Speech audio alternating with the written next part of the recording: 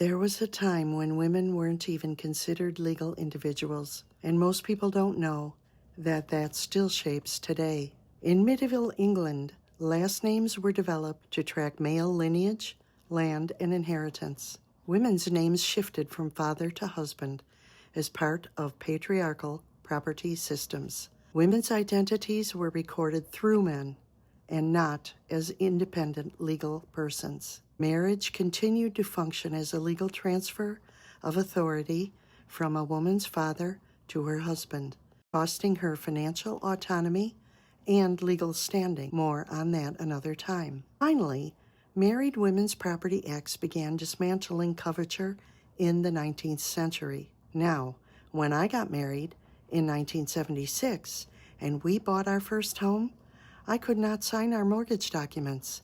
There wasn't even a space for me to sign my name. Only my husband, my father, or my brother could do that. I couldn't get a car loan or any kind of a loan without a male cosigner. I couldn't even get a credit card or an apartment without a male cosigner. We are all products of our environment, and many of us were provided whitewashed patriarchal history in our schooling, with media that reinforces those power structures, and that still goes on today. Modern alternatives like keeping one's birth name or a hyphenated name emerged because of a feminist like Lucy Stone. She challenged naming traditions rooted in women's legal erasure and making women a man's property to do with as he chose. And while that explains some of our ignorance, it does not absolve us of our responsibility to relearn. But here's where it shifts, and once you see it, you can't unsee it. And you don't have to stay in it either.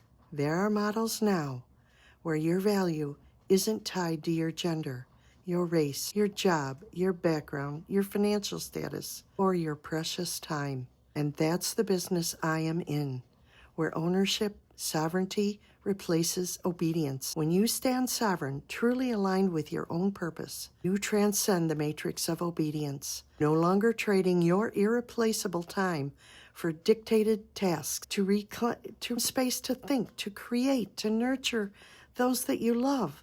When you step beyond the system that was never designed for your full freedom, will you do it? We have freedom to govern ourselves. Let's choose that. Do you want to be obedient? Or do you want to rule your own life? If this made you think differently, message me curious, and I'll show you what I'm doing. Let's chat.